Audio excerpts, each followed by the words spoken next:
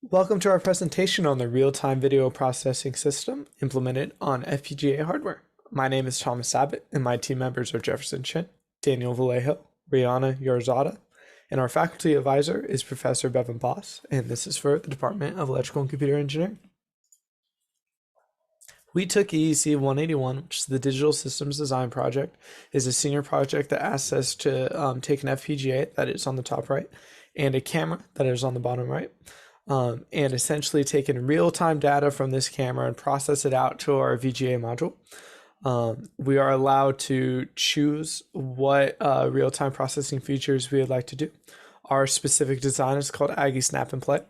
Part of the required functions are filters, which is brightness, contrast, Gaussian blur with the 2D convolutional filter, and grayscale.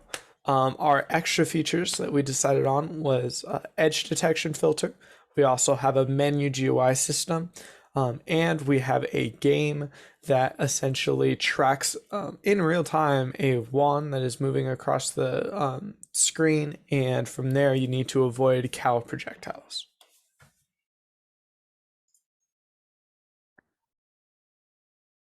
Our system uses several different design features to build everything out.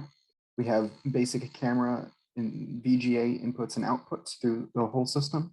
The camera we use is the D8M GPIO camera that has pixels of 617 by 478, and it runs at a frequency of 60 Hertz.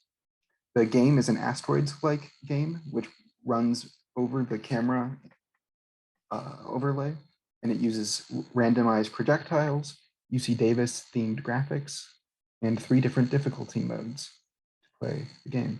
We have several different filters that also run over the camera inputs. This includes a 5x5 and 11x11 Gaussian blurs. We have also 16-step brightness and contrast filters, focus blur filter, a 4-step edge detection filter, and grayscale filter. We also have a wand detect feature, which has real-time tracking of a wand on a ball on a stick. That is a wand. It uses both static and calibration, both dynamic and static calibration modes, and it has been designed for minimal delay. And finally, we have a menu that uses a string graphical user interface. It has custom PNG loading to make the images, and it has a top-level state machine with over 131 different states. So the general flow of our system is the camera to VGA with our different parts put in between.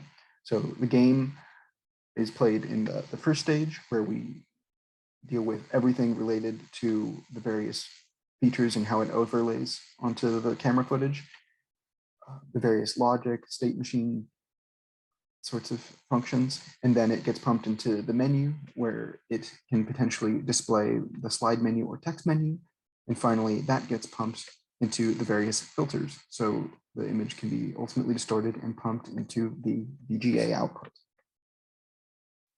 So for the menu, it basically has a system finite state machine that it controls. So it allows the users to control the entire system using cursor inputs and selections in an intuitive way. There are 131 different states. When the select button is pressed, the menu and cursor states transition to a submenu. If back is selected, the menu transitions to its previous state. When features are different selected, enable signals turn on the associated modules. So some features are selected with a gradient slide scale, as you can see with the notches to the side over there. And then some features are selected with text. And so these major text menus include the main menu, a selection menu, a sticker menu, a camera menu, and a filter menu. And the menu images are created using a series of different methods. So for the text image, we have to take in basically the screen, row, and column, as well as the menu state to figure out which menu we're in. And from that, we can then figure out the string number and character number of what we want to see on the screen. So using the string number and character number, we can then index strings in memory to get an ASCII character. Using the ASCII character and the row and the column, we then can index a small bit of memory that shows physically what the actual character will physically look like on screen. And so it gets that pixel by pixel. And finally, the screen, row, column, and cursor state can be used to define where the selection box is, that little black box that highlights what everything's currently at. Finally, we have the slider image, which can determine more specific values. And it similarly also uses the screen, row, column, and menu state to help figure out what we need to do for placing the various parts of it. So there's small memories that must be read for displaying the small number images. And then it also uses that same information to build various notches. And it also additionally uses the cursor state to place the cursor image to show where you are. So now we're going to explore the game module a little bit more. So first we'll look at the FSM, or the finite state machine, for our game. There is a separate one, and this just serves like our control circuit for entering states within the game. So you can see in the figure here, there's like a simplified state diagram for all of our states, and I'll go through them. So the first, we just have our init state, and this is our initial default state while the user is not playing the game, just like the idle waiting state. And when the user presses to start a game, the global FSM will send an enable to go to the start state. The start state essentially just gives the user like 4 seconds before starting the game, and we have a display that during this time, after the counter goes, the enable from our counter, then we leave the state to play. All other signals except for like the timer resets are high during the state, but the other signals are all low. Then we have our play state, and in the play state, the user plays the game using the wand to avoid the asteroids on the VGA, and you'll see more of a picture of what the active gameplay will look like later in a couple of slides. So there's also a projectile timer that handles releasing like the different asteroids onto the screen, and they look like little cows, but every time the timer goes off, you go to the projectile state, and then you go back to the play state. And during any of these states, if there's a collision detected using our hit detect of the wand and an asteroid, then you go to game over. However, if the user plays and is not hit by a projectile for a minute, then you go to the win state. And both of these just consist of displays. So now we'll go through the modules a little bit for the game. So the random number generator, we just have a 4-bit, 3-bit, 2-bit counter that are always running, and we just seek to randomize our selection for the starting position, which we have 12 possible starting positions for the projectiles. Velocity, there's 4 possible velocities, and angles, so the trajectory paths that can be taken, and these are all determined by these the random generator, which then is the output is wired into a lookup table, which are mapped to particular x and y values, as well as like starting velocity. And then these values are outputted into our coordinate calculators, which I will go through. So the coordinate calculator takes in your 4-bit starting position and the 10 position x and y, as well as the velocity and the angle. And you can see in the image here, we seek to give the illusion of the projectiles appearing at random. So these are all the possible combinations and possibilities. The red ones are the starting positions, so there's 12 of them, and then in black you can see the different possible trajectory paths and speeds.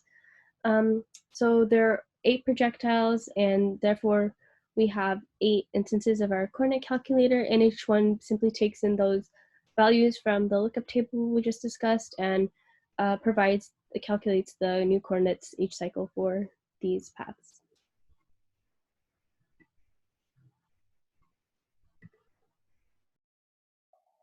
Some of our other game modules are Hit Detect. Hit Detect takes in the current position of every projectile on the screen.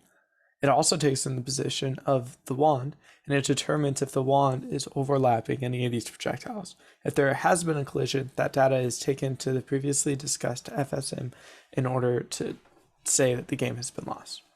We also use read-only memories to store 5 graphics in our design. These graphics are our initial, ready, win, and loss banners that are displayed on top of the screen at different points in the game, and also our projectile graphic that you see on the right. It is important that we store these graphics in ROMs because there is a limited number of ALU units available on the board, and memory often takes a lot of these ALU units. Using the FPGA's memory system is far better use of resources.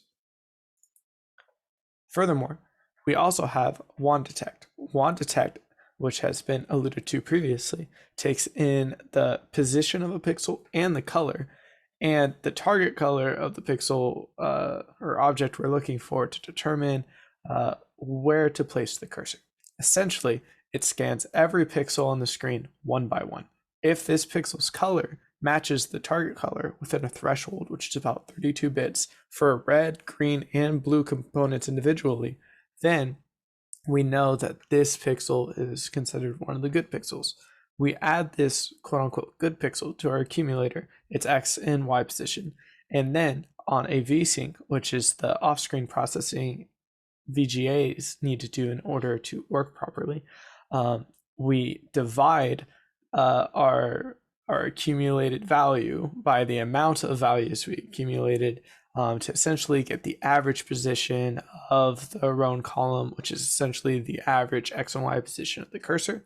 And we put that out as Q column and Q row. We also have a calibrator. It turns out that providing a target color isn't exactly the greatest way to do it if the target color is static, because as you move the wand across the screen, there's different lighting on the edges of the screen versus in the middle of the screen because light diffuses as it moves away. And because of that, the color changes drastically as you're moving your wand. And so it's actually much better to have a dynamic target color to track. And we do so by taking the color that is right under the cursor currently, and we average that color over 16 times. So over 16 frames, we'll take those colors and then average that to be the target color we are tracking.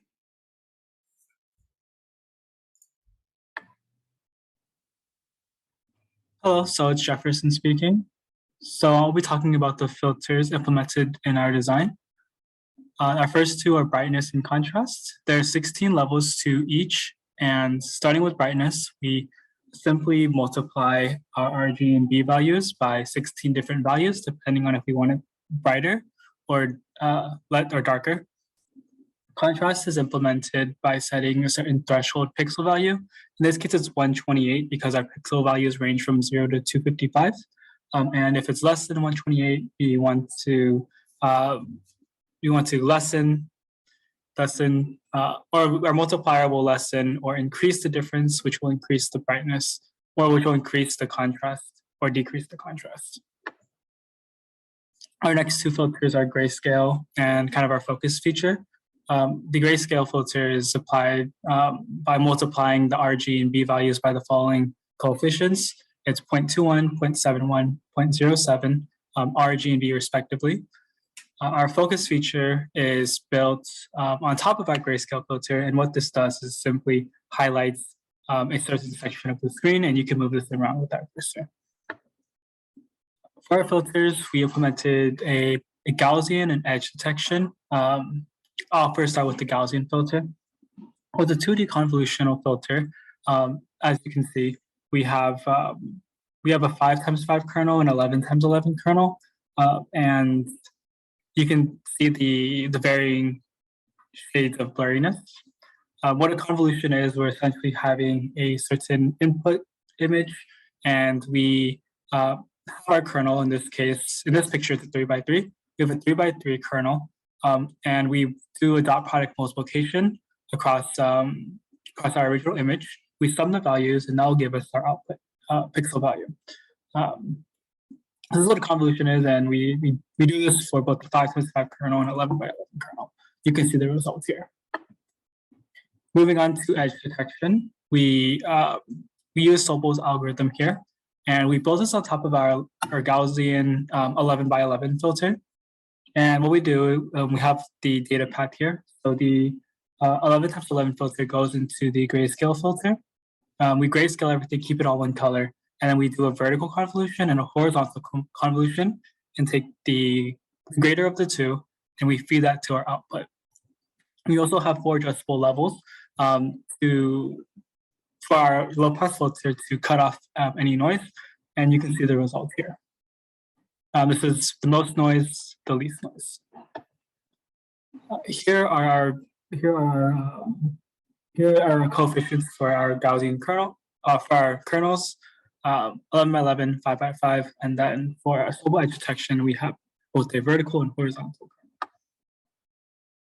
kernel. For an analysis, we use Intel's vTune profiler, and we use this to compare the performance of our edge detection algorithm on a hardware platform and a software platform. In this case, our hardware platform is the FPGA. Our software platform is a computer.